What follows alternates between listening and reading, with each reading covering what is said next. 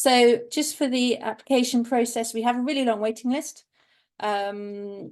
We ask people to submit a business plan to apply for a plot. Our then board of directors review it and an agreement is created if it then goes ahead. And we get the tenant on land as soon as possible. So we currently have a flax growing project on site. We have a demonstration market garden where our volunteers come along.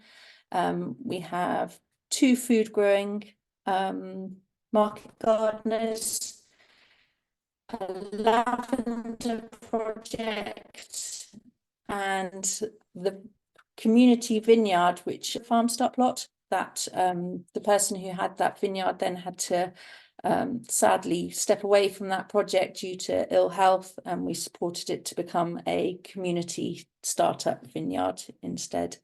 We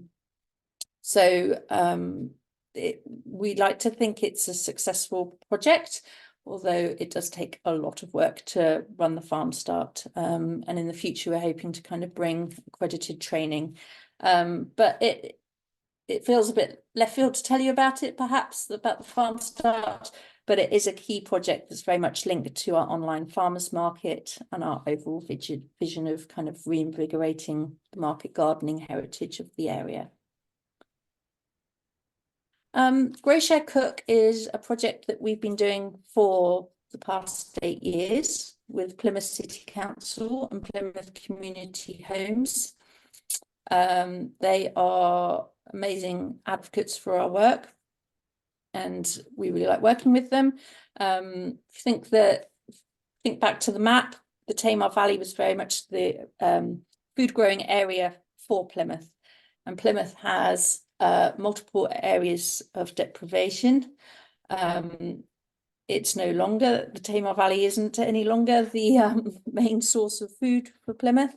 But we're trying to bring that back in a small way through the Grow Share Cook project and also help address food insecurity and the food deserts that are in Plymouth. So it's a project where we supply out fortnightly veg bags to people who are referred to the project.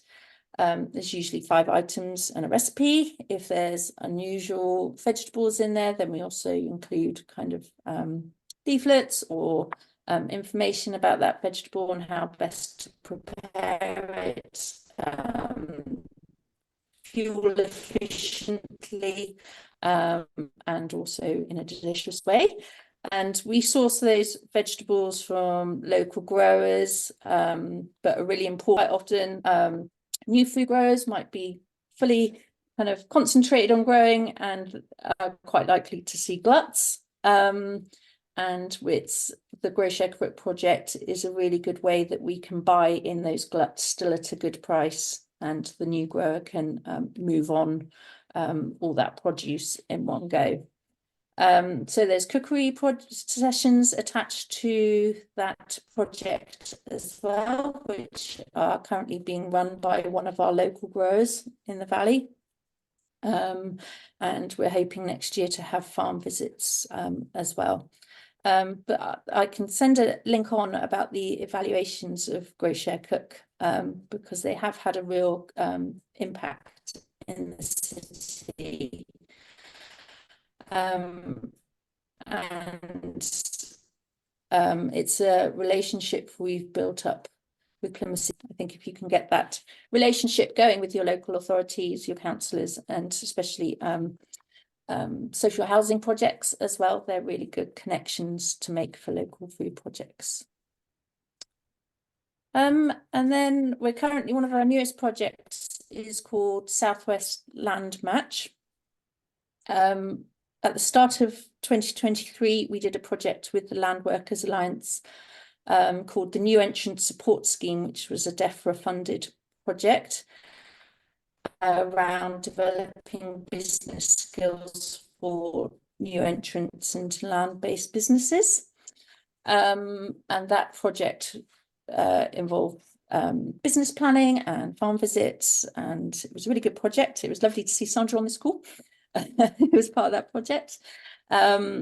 And part of it also was supporting participants on that project to find land for their new businesses. And so Southwest Land Match acts as a listings on, where landowners can put in a registration of what land they might be able to offer.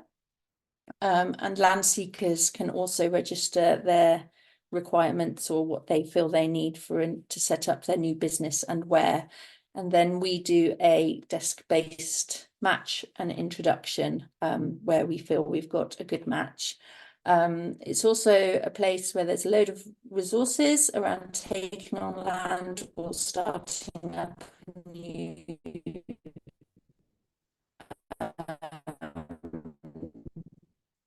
land-based business, and some really good.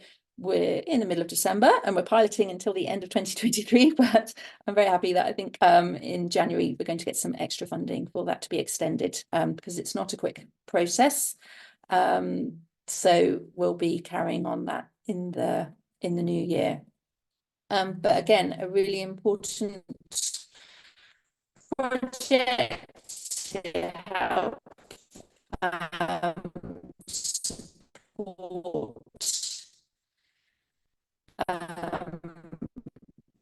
food growing and then lastly I wanted to chat about the Food Network project that we work on, and it is developing a wholesale round of agroecological produce, mostly to restaurants and cafes. And it's running we're the furthest west in the Tamar Valley at the moment. And we trade as far over as East Devon to in my backyard at the moment. And we also work with the Apricot Centre on that and some small growers in between all those three places. And it's a collaborative kind of trading of food between these different open food network businesses, and it's kind of improving the reach for local producers in those areas. So when I say that, for example, we don't have a local mushroom grower here, so we buy mushrooms from Forest Fungi in Dawlish.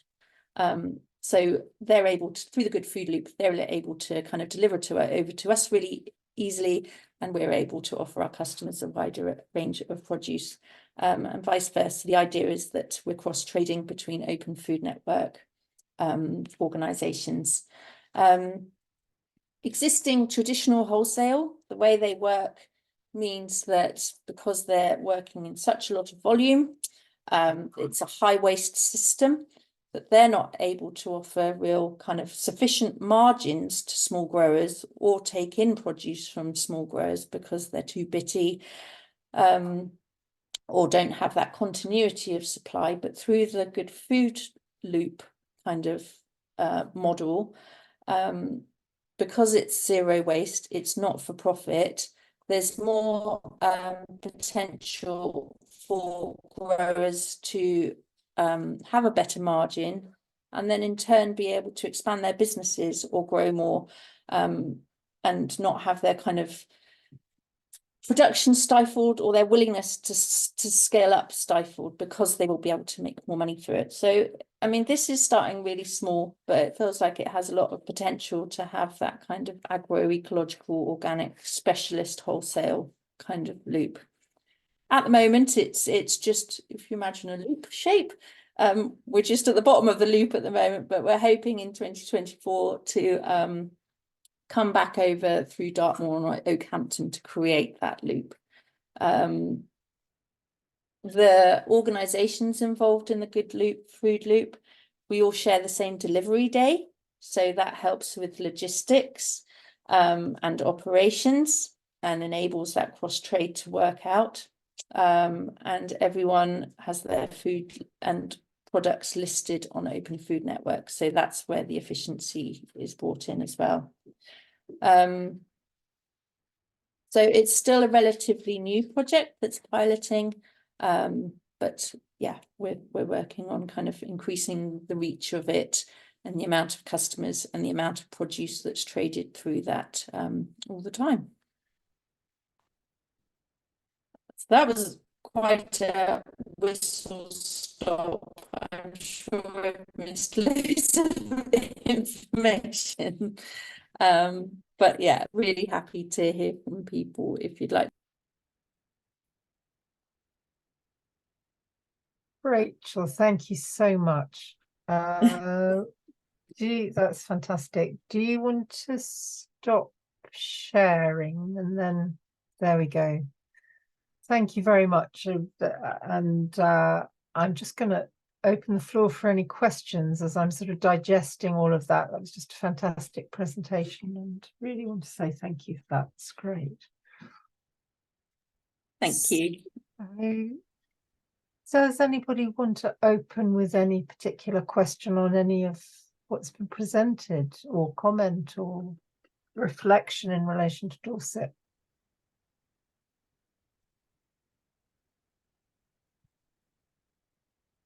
Oh, we've got one hand up. Colin, do you want to start us off?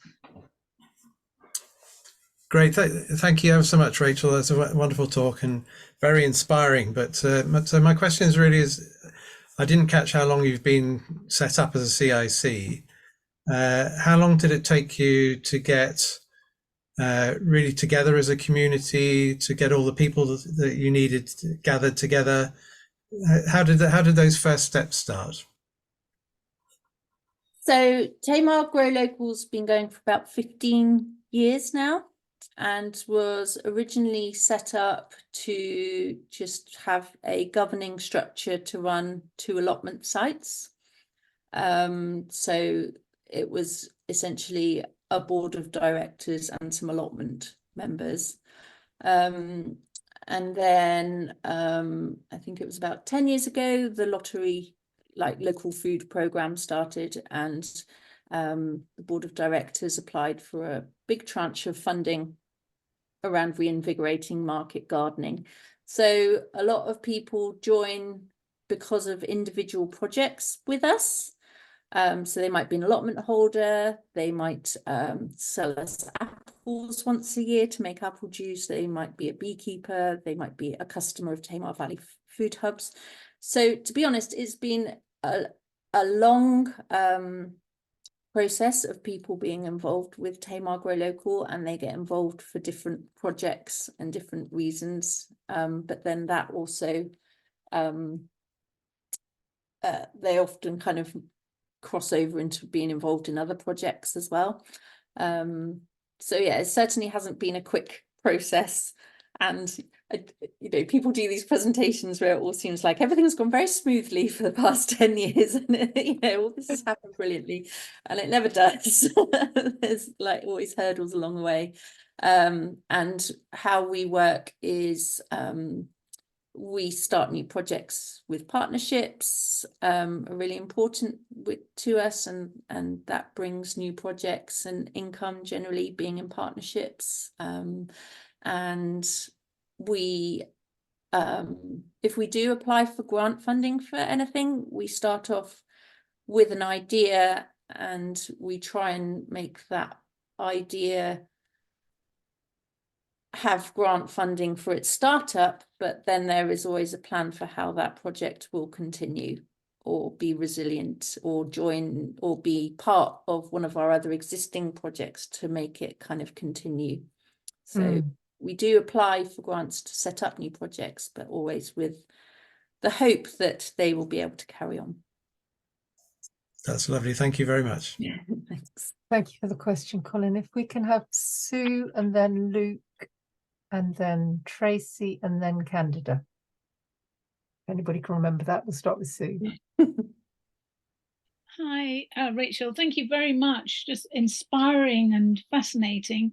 So I'm interested in understanding something about a sense of scale, like how many people are involved. And I noticed you said that your ambition is to reinvigorate market gardening.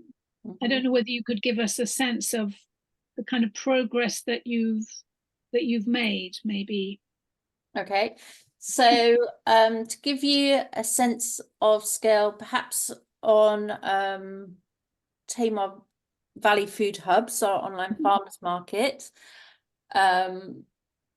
So every Friday we probably deliver to about 130 people. Sometimes it drops to near 100 and we get a bit worried. Ideally, those numbers would look more around 150 every week. They do hit that at Christmas and at key points in the year when things like daffodils come online and strawberries, we see numbers go up. And in the summer when there's a much wider range of produce. That's the customer base for that, and then we work with about 60 local producers across the year. Wow. But then that might include the blueberry grower that we only see for 2 months, as well as the local beef farmer who we see every week, 52 weeks a year. So that does vary on where they dip in and out, but what that does bring is obviously a natural seasonality to our offering, and some good marketing opportunities in terms of our newsletters. So, a newsletter of it's a welcome return to Ben the Blueberry this week, which is lovely. Our farm start, since it started, I think we've probably seen about 20 new entrants come through and of varying success. Allotments, we probably have about 25 allotment plot holders on each allotment site. The Grow Share Cook project, we work to about 50-60 participants. The new entrant support scheme that we worked on in January had about 50 participants. So they're not large scale, but we do have multiple projects running at the same time. So we're very much kept busy in that way. Thank you. Thank you very much. Thank you. Thanks for your question, Sue. So Luke and then Tracy. Yeah, Rachel, thanks ever so much. Born and raised a mile from the Tamar, so very whereabouts? Milton Abbott. We're about to set up a new allotment site there. Are you? Oh, well, yeah, Mum's still there. I'm 10th generation Milton Abbott family. Yeah. Wonderful. But anyway, and never mind that. I'll send you links to 2 mates of mine who've got local restaurants. If you're not already linked to them, the one's particularly John Hooker. He's on TV a little bit. He's done some Saturday morning kitchen stuff and bits. I'll send you some links for that. You alluded to it actually in your summary earlier, but I was going to ask you, has there been anything difficult on your journey, or has it all been plain sailing? Yeah. No, it's not plain sailing. We are constantly cash flowing like 12 to 18 months in advance, and we have a business and finance manager who works 3 days a week, because finance is obviously at the forefront of our minds all the time, to make sure that our 5 employees can be paid. So forecasting is really important for us. So we do that a lot, and trying to think up often new projects, or we know we're going to have a financial dip in 18 months time, so how are we going to work to alleviate that? So same for any business, whether it's not for profit, community based, or a traditional business. We're doing that all the time to make sure we can continue. The Farm Start project has had difficulties in just managing people. Things don't always go to plan, or the reality is very different to what they thought it might be, and so their business might fail, and then they get upset with us in some cases, and that's never nice. So people management is always a big thing. And also just we got really hit by the pandemic in a positive business sense for us, in that supermarket shelves were empty, so people turned to local supply, and our business overnight went from that kind of 110, 130 level to 350 customers, all based in our immediate community. And we had to pivot and respond very, very quickly, which we did. And I think, being a community-based business, we attracted a lot of willing volunteers at that time, and kind of people really came out for us to support. And our local producers showed wonderful resilience. So that was a big kind of turning point for us. But it was also an opportunity for us to help bring on other local producers at that time, who might not have sold online before, or we had a grower who just sold all their produce up to London to restaurants. So overnight their business was going to collapse, and we helped them pivot to sell into local supply, and that was really good. When we first set up the online farmers market, we didn't have all the produce that we wanted to sell, but that's quite a different situation now. We're not quite selling all the produce that producers want us to sell. And I put that a lot down to the cost of living crisis at the moment, because if you're someone who is only just affording to buy organic food or agroecological produce, then all the other things in life take priority. You've got to suck up the council tax bill and the electric and the gas and the petrol for the car. And so I think we've seen quite a drop off of customers in the past year for that reason.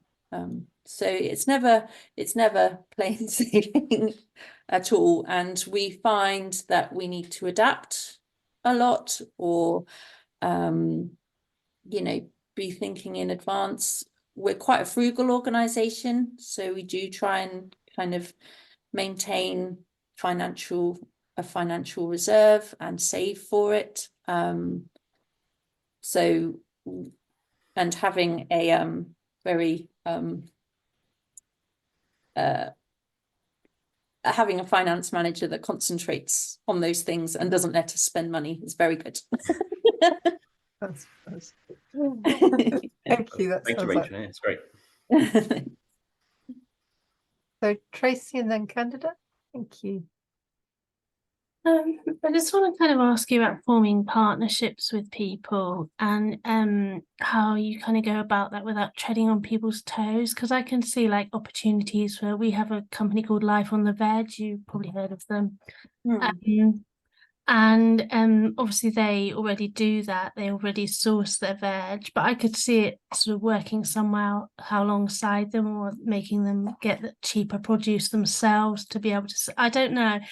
I just wonder how you kind of approach that. I mean, we've got a really thriving market as well, but obviously there's a designated veg grower for that market space, and you don't want to kind of tread on people's toes too much. So I just kind of wonder how you bridge that gap. So we found here there does seem to be room for all, in a way.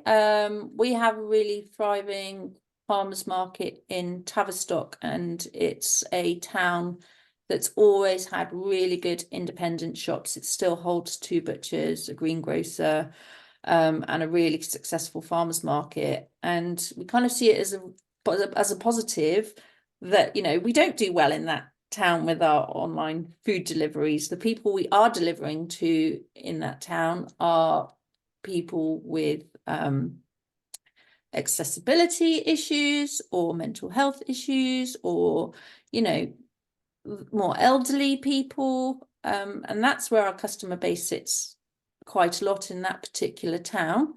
I think people also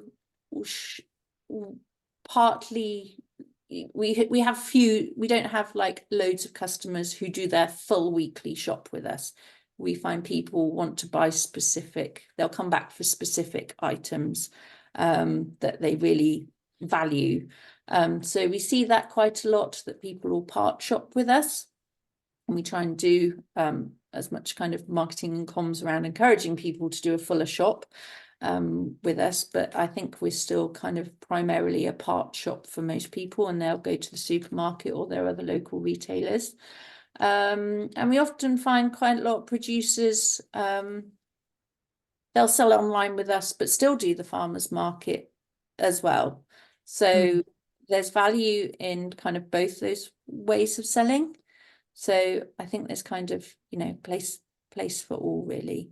And we're not a huge threat to a Riverford or any organisations like that who are massive. I don't think they would even know we exist. Okay, thank you very much. So I just got to get some tablets for my daughter. She's got a headache. Bless her. Okay. Thank you, Tracy. Thank you, Candida. Oh, well, that was so inspiring, and thank you. There's so much I'd love to talk about. Every single thing that you've mentioned is just really great. And actually, I'd had quite extensive conversations with Simon Platten about 3 years ago, maybe more.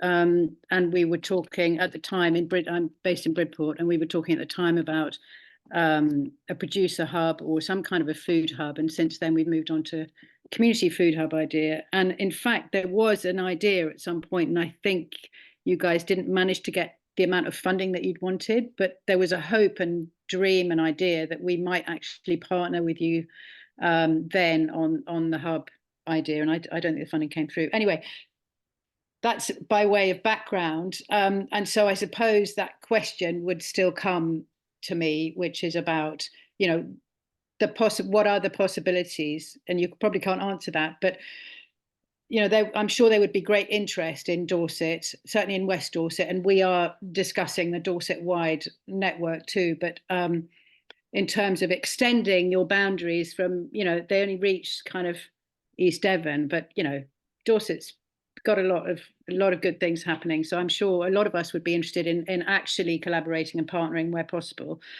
But more specifically, I wanted to ask you about the land match scheme. And in Bridport, again, a few of us and some landowners too have been talking about the land matching scheme plus, I think, slightly more, but so far talking to about half a dozen landowners with a view to it increasing access to land for young people in particular.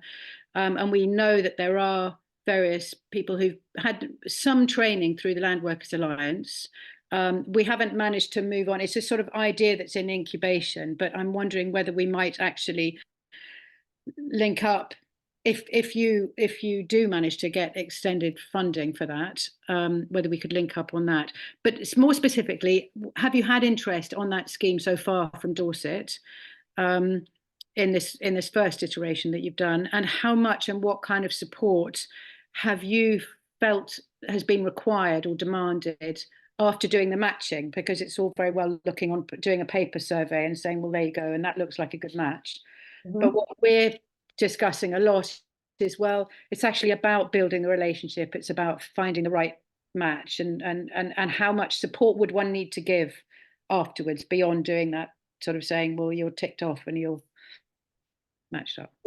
Yeah, so we've been doing the land match project since the end of June, and I've done I think 3 to 5 introductions for landowners and land seekers. I haven't had anyone that's gone on to be on land with one of those matches yet, and I think that is exactly as you say. It's a long relationship building process that needs trust and attention and formal agreements. So it was a really short amount of time that we've been trialing it. So that extension period for us will be really important. Dorset would definitely be in that area, so we'd love to see that. Where we've seen success at the moment is mostly in Devon and Cornwall, where our connections are strongest. But hoping that we can make it into a much wider project and be able to kind of increase those connections out. Important to say about it actually is it's not just for private landowners. We've had the National Trust register with us. County farms in Cornwall have registered with us now. So looking to kind of strengthen those kind of institutional kind of links with land matching as well. So I can't remember the second part of your question. I don't know how much support you've needed to give. Really. Yeah, how much support. We've got quite extensive Q&A on the Southwest Land Match project, and because it's not funded in any way at the moment, essentially it's a notice board for land seekers and landowners at the moment to be able to offer professional advice around lease writing, or implications for inheritance tax, or how you set up an effective enterprise stacking on land. That's all obviously very costly in professional fees. So it's something we've steered away from at the moment. We do a lot of signposting to online resources and to other organisations who may be able to help. But at the moment, it's a limited service. And a kind of getting into the kind of relationship, what happens if everything goes wrong once a landowner and land seeker are matched up, could be really complicated as well, and very resource and time heavy. So that is how kind of it's phrased in our Q&A is kind of we're an introduction service, if you know what I mean, and that's kind of where we're keeping it. I hate doing it, but it kind of does have a dating website analogy. If you sign up to a dating website, you're not going to expect to have professional advice if you then get a divorce 5 years down the line. It's a bit of a weird thing, but it's not that analogy. But yeah, it's kind of an introduction and a way of advertising opportunities. Great, that's very interesting. Thanks. If it would be of any interest, we've sort of drafted, or we've begun to draft a sort of 10 points of Q&A from both. So, well, more from the landowner side. Great. And so maybe we could swap some notes. I've seen your Q&A as well. We've got a couple of people on the call as well who've been involved in these discussions. But I'd love to see that. No, that would be really helpful. Okay. Thank you. Fantastic, wonderful. I've learned lots through that exchange. Thank you so much. And John. Yeah, forgive me. It's building on that point about the matching process and so on. There's been a bit of discussion in Dorset about the use of local authority and NHS land as grow spaces, but obviously there's quite a lot of restrictions about what we'd be able to do in terms of subletting and things like that, and it's not really a goable or viable way to manage the relationship. I just wonder whether you've got any experience or any insights into other ways of looking at securing the relationship through some kind of thing. I can't say it better than that. An agreement, or so for instance, there are some community hospitals in Dorset which have land around them that could be used for putting on temporary raised beds, for instance, which would meet the kind of immediate need to use the land to grow on and to have it as a community accessible project. But actually, should the community hospitals need to build new wards on it or change the land use, it doesn't have that kind of long-term footprint and change of access and all those other things that might come along with a more substantial market garden opportunity, for instance. And I just wondered if you work in that kind of space as well, because that's something that I think we have a real immediate opportunity in Dorset to explore. Yeah, no, we haven't worked with NHS or local authorities on having land set up projects ourselves. And we have had a community orchard that was with a private landowner, and we had a very long-term lease, but the landowner suddenly needed to sell and just paid for that lease to be broken. So there's always the risk that you're going to lose that land, whatever the situation is, unfortunately, unless you can find a way of owning it. So yeah, there is always that risk, but there's always, I think the NHS would love to hear from you about setting up community projects. It will be very much on their radar. And you know, our food partnership in Plymouth, Food Plymouth, it's called, has been able to put us in touch with kind of previous NHS and local authority people about that kind of thing. So yeah, just make those connections. Thank you. Penny. Hello, I'm sorry, I have missed most of the talk, which I regret. I'm just sort of picking up on this last item about land, because actually land and access to land for all sorts of reasons is a challenge, and it's part of why we've got a housing problem, I think, too. But in terms of land and ownership, maybe one of the ways we can look at this, and I mean, at the moment we're formulating a neighbourhood plan for Weymouth, and one of the things that has come up is a request to protect a piece of green space that is actually council owned, but everyone thought it belonged to a housing association, but when they looked at it, it didn't. And the community want to use it as a growing space, so basically an allotment. So I'm wondering if, because the local plan is, I think, is stalled actually at the moment, and nobody's doing anything, but that could be a vehicle through which we could have policy that increased access to land that is public land for growing.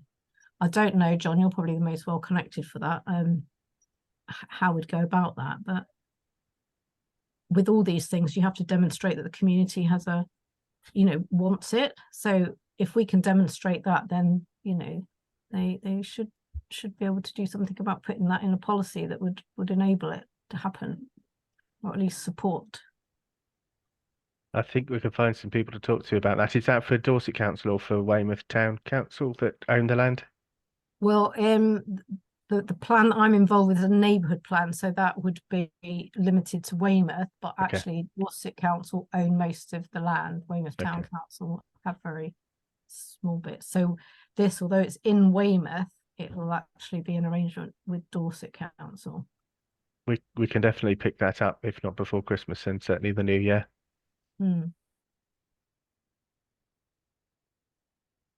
Great, thank you. I just had one question, Rachel, when you were talking about the partnership with Food Plymouth, was it? Food Plymouth. Yeah. How does that work? Or can you say a little bit more about the partnership between the sort of more rural based projects that you're doing and then with the town? Yeah, so our link in with Food Plymouth is mostly to attend their partnership meetings. That was a link in for us to make contacts with the Plymouth City Council and Plymouth Community Homes. They're great advocates for kind of sharing our news and things. So it's a good kind of co-working relationship, essentially. We're often kind of ended up being kind of a organization for them to come to. If there's supply of local food that projects need, then we'll often get put in touch. So it is kind of really kind of network working essentially with them.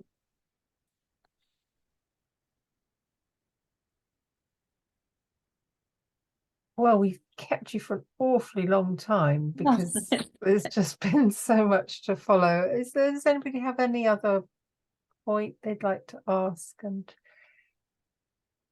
if not, we can say, oh yes, no, one more hand. Have you got a little bit more time, Rachel? Are you all right to take another question? Yeah, yeah. Oh, two more questions. Get your dinner at some point. Okay, so can we have Alex and then Sandra? Hi. you said you had links with Cornish county farms. Which way round did you do that? Did you go to their farm panel, or just go to the estate managers, or go individually to tenants? I'm on the Dorset County Farmers panel, so I was just interested to know whether or not I should raise this at the next panel meeting. What was the actual request? Was it from tenants to join you, or was it from you to ask for small? We have a few smaller farms which we are considering what to do with. That's all. So I set up the Southwest Land Match project, and I contacted Cornwall Council, to say would they do a presentation about county farms for me, and could I speak to their estates officers. So I got put in touch that way. And then I sent them the details about the Southwest Land Match, saying, please use this as an extra way to advertise county farms, for primarily a new entrant audience, in brackets, that also saying that kind of large scale dairy farms aren't that suitable for new entrant farmers, and is there a way of the council considering not breaking them up, but subletting in smaller parcels to encourage new entrants to apply for county farms, or for the council to consider kind of an enterprise stacking model on county farms, if they can't find a tenant for a large scale farm. So it was a two-pronged attack of contacting finding out who the estates officers were and saying this is a way to advertise, but also, are you able to support more new entrants by potentially remodeling the county farms idea, really, which I know as is mentioned to other local authorities as well. But it is something we're discussing on the panel itself. And we certainly have no trouble subletting the larger farms. The larger farms sort of snapped out of our hands. Right. There's a lot of interest there, but it is that, what do you do with 5 acres and with no mains connections? Odd field. You can't get big machinery in, and yeah. Thank you. Thanks. Thank you very much, Alex. Sandra, and then Janie. Just on that point, Alex, I can think of something to do with 5 acres, but that's beside the point. I was just wondering if all your veg sales, where I work at the moment,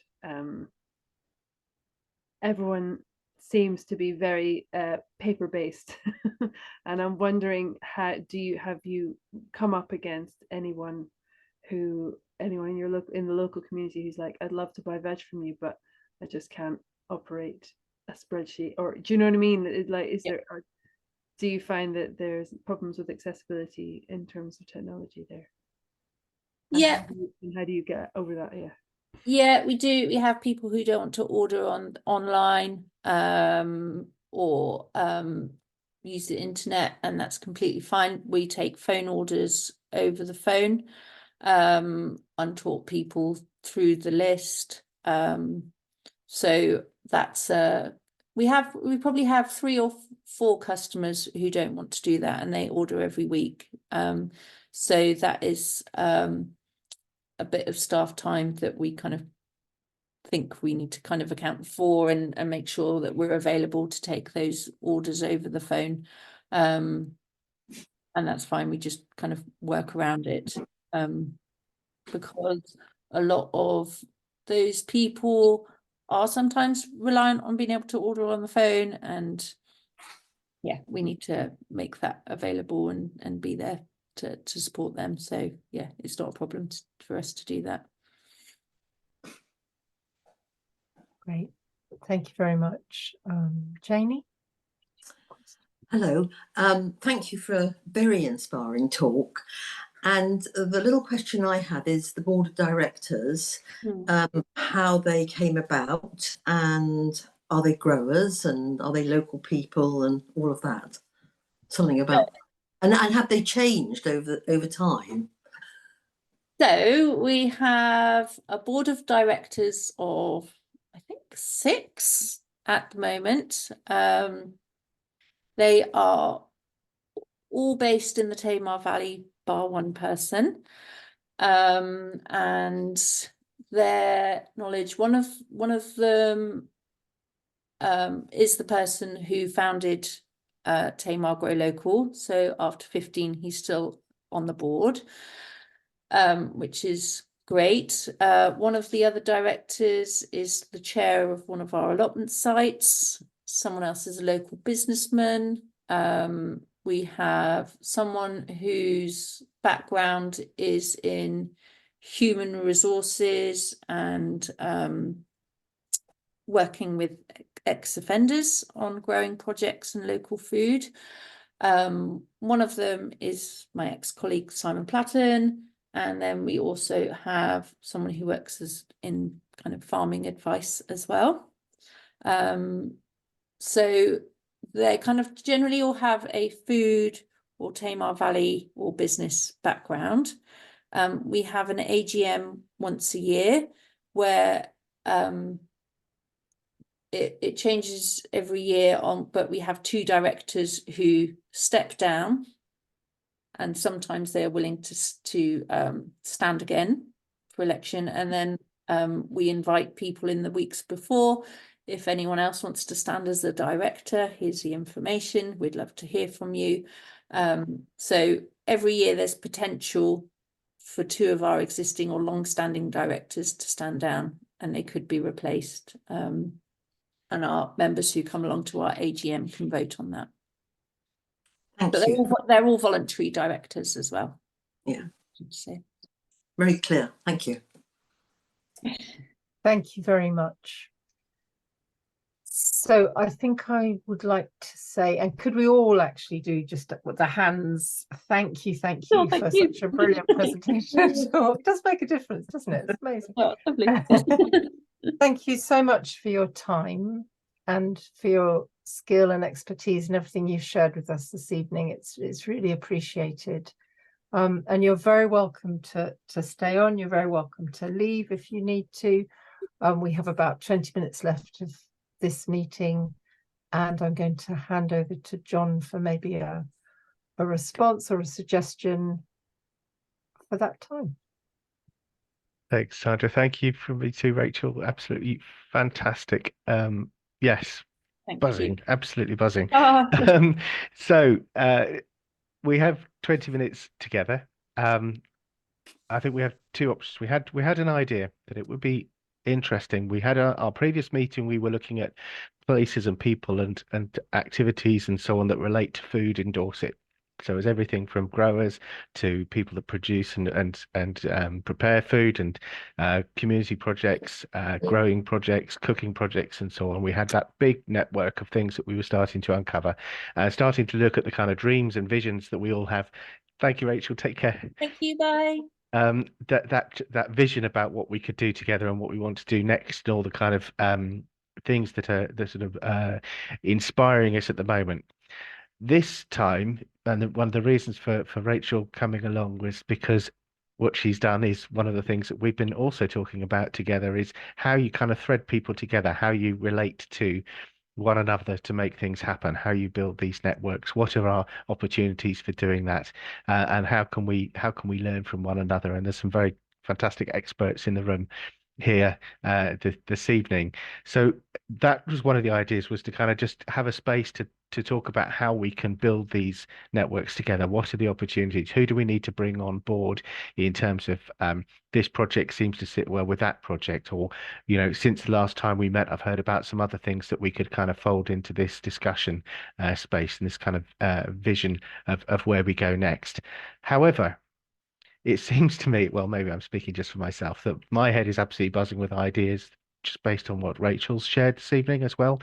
So I think if you're happy to kind of take it with a slightly sort of more open agenda, if you have in the back of your mind maybe some of these things about how we stitch things together, how we can work together, how do we bring more people into this network, if that's what needs to happen to make things start to, sort of move in the directions that we've been speaking about.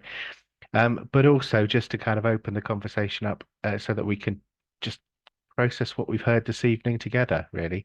And I think, Sandra, we're going to move into two or three smaller groups, just so that we can have a bit more time to share our reflections and think about these loops, these connections, this network development piece, and how we go moving forward. So it's not very directive, but hopefully it's just, let's open up the floor here with a little nudge towards building these networks and building these partnerships and connections with one another, so that we can move on and see how we can make these things happen.